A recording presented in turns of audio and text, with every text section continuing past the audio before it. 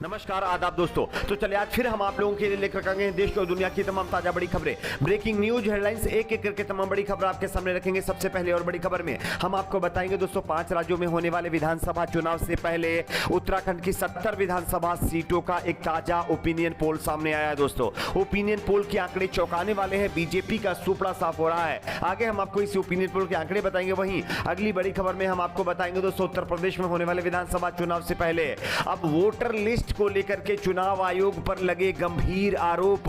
यहां पर चुनाव से पहले गड़बड़ी करने का आरोप लगाया गया, किस तरह से इसकी भी जानकारी देंगे। वहीं अगली बड़ी खबर में हम आपको बताएंगे दोस्तों लखीमपुर खीरी में कृषि कानून के खिलाफ विरोध प्रदर्शन के बीच तिकोनिया में जिस तरह से किसानों को कार से कुचला गया है, उस मामले पर मुख्य आरोपी आशीष मिश्रा के हथियारों की और उनके राइफल और गनों की जो FSL यानी फॉरेंसिक जो रिपोर्ट सामने आई है उसमें चौंकाने वाला खुलासा हुआ है। क्या कुछ जो है FSL की रिपोर्ट में हुआ है ये भी हम आपको बताएंगे। वहीं अगली बड़ी खबर में हम आपको बताएंगे दोस्तों कर्नाटक और आंध्र प्रदेश समेत कई राज्यों के विधान परिषद के चुनाव को लेकर के चुनाव आयोग का बहुत बड़ा ऐलान, यहां पर तारीखों का ऐलान हो गया है, इसकी भी जानकारी देंगे। वहीं अगली बड़ी खबर में हम आपको बताएंगे दोस्तों अगस्टा भ्रष्टाचार मामले पर अब राहुल गांधी का मोदी सरकार के ऊपर गंभीर आरोप। राहुल गांधी ने मोदी सरकार पर बड़ा हमला किया है, क्या कुछ कहा उनके बयान को भी सुनाएंगे। वहीं अगली बड़ी खबर में हम आपको बताएंगे दोस्तों शाहरुख खान के बेटे आर्यन खान के ड्रग्स मामले के बाद अब एनसीपी नेता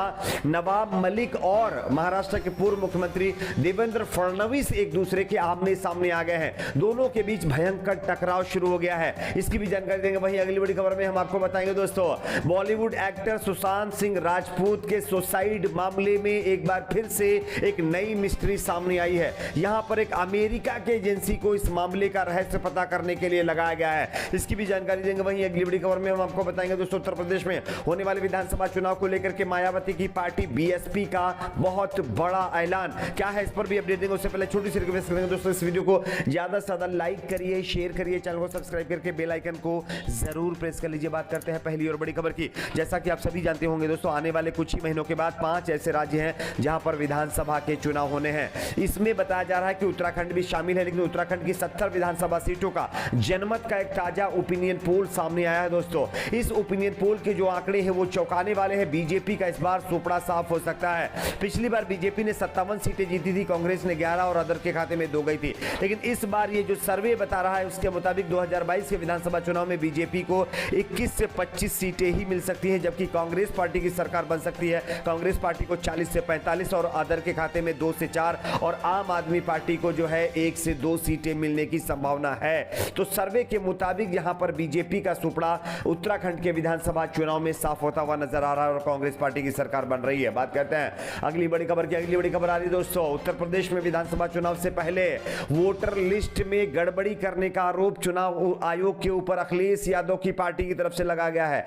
आप इस खबर को देख सकते हैं। समाजवादी पार्टी एवं उत्तर प्रदेश के पूर्व मुख्यमंत्री अखिलेश यादव ने चुनाव आयोग पर मतदाता सूची में जोड़े और काटे गए नामों की जानकारी राजनीतिक दलों को नहीं देने का आरोप लगाते हुए जरूरत पड़ने पर चुनाव आयोग के खिलाफ धरना देने की चेतावनी दे दी है। दरअसल अखिलेश यादव ने संवाददाता सम्मेलन में कहा है कि अब तक चुनाव आयोग मतदाता सूची में नाम जोड़ने और काटने के बाद सूची जारी करता था, मगर इस बार चुनाव आयोग पता नहीं क्यों किसके दबाव में इस सूची को जारी नहीं कर रहा है। उन्होंने कहा अगर हम एक राजनीतिक दल के रूप में आपत्ति करना चाहें, नाम जुड़वाना चाहें तो हमारे पास कोई जानकारी नहीं है। यानी कि चुनाव आयोग के द्वारा 16 लाख के करीब लोगों के वोटर लिस्ट नाम तो काट दिए गए, लेकिन इसकी जानकारी किसी भी राजनीतिक दल और कहीं भी किसी भी मंच पर सार्वजनिक नहीं की गई है। तो ये एक गंभीर आरोप चुनाव आयोग के ऊपर लगा है चुनाव से पहले। बात करते हैं अगली बड़ी खबर की। अगली बड़ी खबर यहां पर आ रही है दोस्तों लखीमपुर खीरी में तिकोनिया के अंदर जिस तरह से किसानों को कार से कुचला गया, उस मामले के मुख्य आरोपी आशीष मिश्रा की बड़ी मुश्किलें।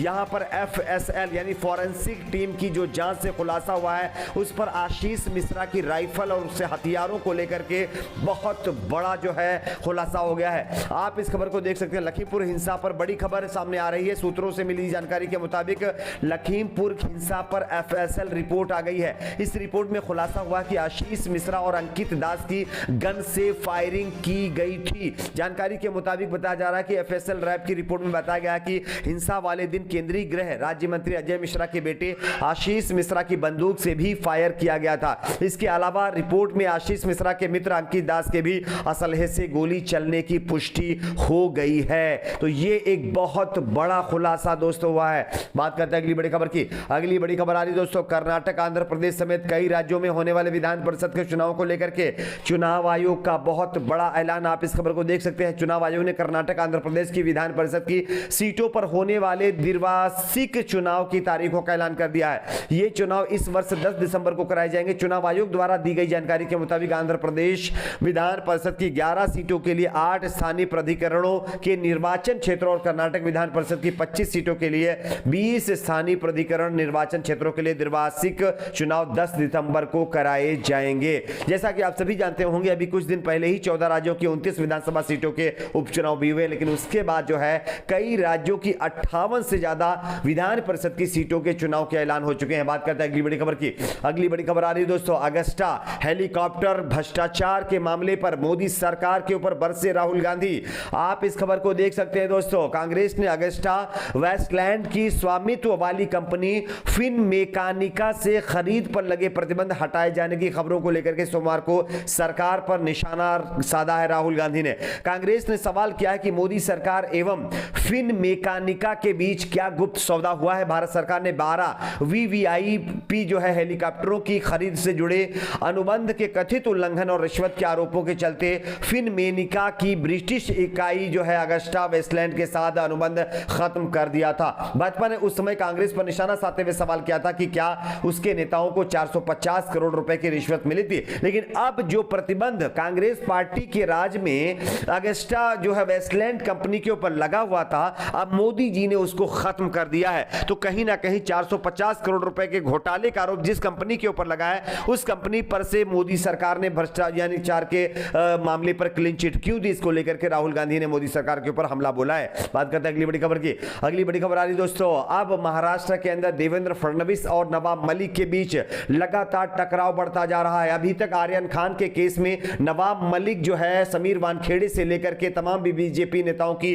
पोल खोल रहे थे, लेकिन अब खुद देवेंद्र फडणवीस जो कि पूर्व मुख्यमंत्री है महाराष्ट्र के, उन्होंने नवाब मलिक के ऊपर गंभीर आरोप लगाए हैं। आपको हम खबर दिखा देख सकते हैं। नवाब मलिक का अंडरवर्ल्ड से है संबंध, दाऊद के परिवार से खरीदी जमीन, ये कहते हुए देवेंद्र फडणवीस ने नवाब मलिक के ऊपर गंभीर आरोप लगाए हैं। बात करते हैं अगली बड़ी खबर की। अगली बड़ी खबर आ रही है दोस्तों, सुशांत सिंह राजपूत की मौत का मामला एक बार फिर से जो है सुर्खियों में आ गया। जानकारी के मुताबिक अब पूरी जानकारी और पूरी ये मिस्ट्री जो सुशांत सिंह राजपूत की सुसाइड की है, इसको अमेरिका की एक कंपनी को सौंप दिया गया है। अब अमेरिका की कंपनी ये पता लगाएगी कि सुशांत सिंह राजपूत सुसाइड मामले में आखिरकार सच्चाई क्या थी। बात करते हैं अगली बड़ी खबर की। अगली बड़ी खबर आ रही है दोस्तों, उत्तर प्रदेश में होने वाले विधानसभा चुनाव को लेकर के मायावती का बहुत बड़ा ऐलान। मायावती ने साफ कर दिया है कि वो किसी भी पार्टी के साथ कोई अलायंस या गठबंधन नहीं करेंगी। अकेले विधानसभा का चुनाव लड़ेगी बीएसपी मायावती की पार्टी। आपकी अपनी क्या राय नीचे कमेंट बॉक्स में जरूर बताइए। वीडियो को लाइक शेयर, चैनल को सब्सक्राइब जरूर करें।